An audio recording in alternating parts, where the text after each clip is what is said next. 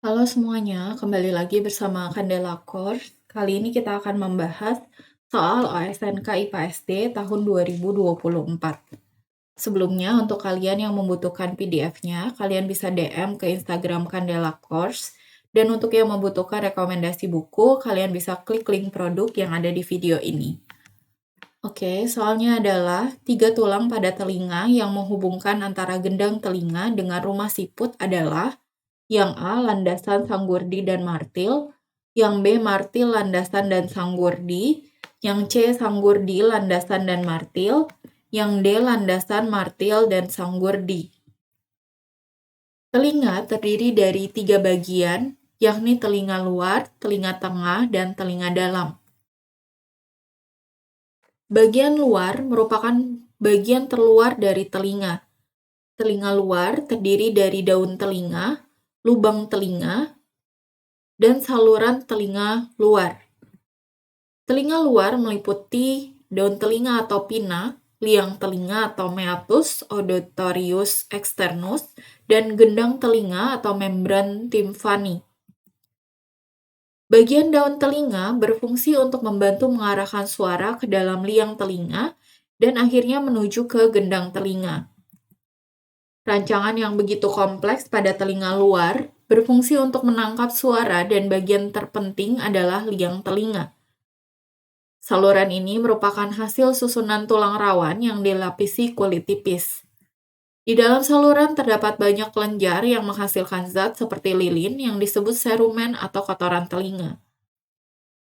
Hanya bagian saluran yang memproduksi sedikit serumen yang memiliki rambut. Pada ujung saluran terdapat gendang telinga yang meneruskan suara ke telinga dalam. Walaupun bagian daun telinga tidak begitu penting, bagian ini sering digunakan untuk memperbaiki tampilan wajah.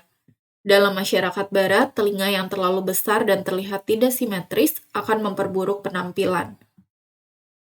Untuk telinga tengah adalah rongga udara di belakang gendang telinga.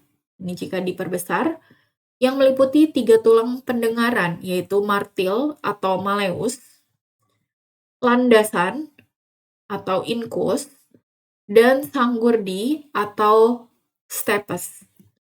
Ujung dari saluran eustachius juga berada di telinga tengah yang berfungsi untuk menyeimbangkan tekanan udara pada telinga luar dan telinga tengah.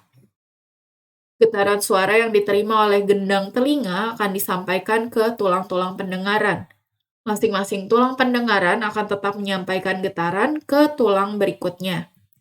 Tulang sanggurdi yang merupakan tulang terkecil di tubuh meneruskan getaran ke koklea atau rumah siput. Pada manusia dan hewan darat lainnya, telinga tengah dan saluran pendengaran akan terisi udara dalam keadaan normal. Tidak seperti pada bagian luar, udara pada telinga tengah tidak berhubungan dengan udara di luar tubuh. Saluran eustachius menghubungkan ruangan telinga tengah ke belakang faring. Dalam keadaan biasa, hubungan saluran eustachius dan telinga tengah tertutup dan terbuka pada saat mengunyah dan menguap. Kemudian untuk telinga dalam, berada di dalam bagian petrosa tulang temporal yang tersusun atas 2 bagian, yaitu tulang labirin yang menonjol, boni labirin, dan membran labirin. Tulang labirin selanjutnya terbagi atas 3 bagian, yaitu vestibula, koklea, dan kanal semisirkular. Vestibula berdampingan dengan bagian telinga tengah melewati 2 lubang, yaitu fenestra vestibuli yang ditempati oleh dasar stapes dan fenestra koklea yang terisi oleh jaringan fibrosa. Di bagian belakang terdapat muara yang menuju kanal semisirkular dan di bagian depan terdapat muara yang mengarah ke koklea. Koklea merupakan bagian telinga yang penting bagi fungsi pendengaran.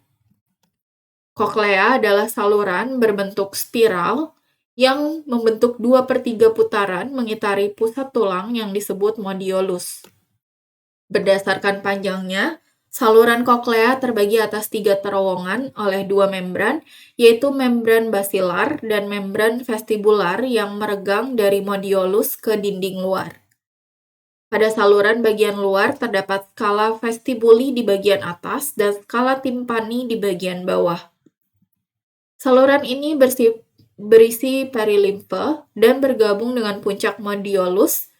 Bagian ujung skala timpani yang lebih rendah ditutupi fibrosa fenestra cochlea.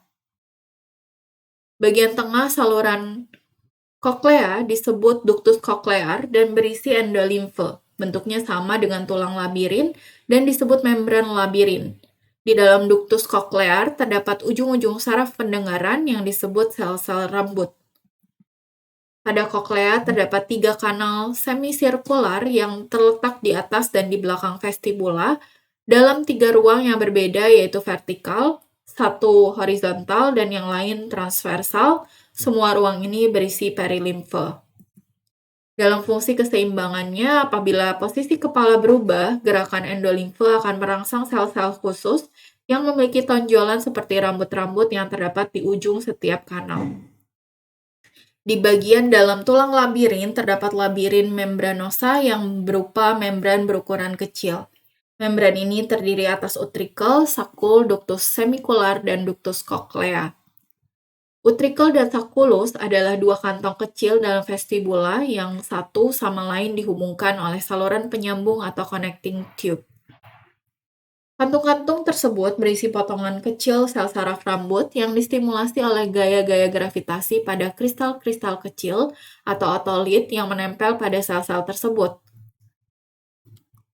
Bentuk ductus semisirkular sama dengan kanal semisirkular terletak di dalam ductus tersebut, tetapi diameter ductus semisirkular hanya seperempat kanal semisirkular. Ductus semisirkular mengandung endolimfe. Ductus cochlear adalah saluran spiral yang terdapat di dalam kanal koklea yang menonjol dan membentang di sepanjang dinding luar. Langit-langit ductus cochlear dibentuk oleh membran vestibular dan bagian dasarnya oleh membran basiler dan kedua dinding luarnya oleh tonjolan dinding koklea. Jadi, jawaban yang benar untuk soal ini adalah 3 tulang pada telinga yang menghubungkan antara gendang telinga dan rumah siput secara berurutan adalah martil, landasan, dan sanggurdi. Jadi, jawabannya adalah yang B.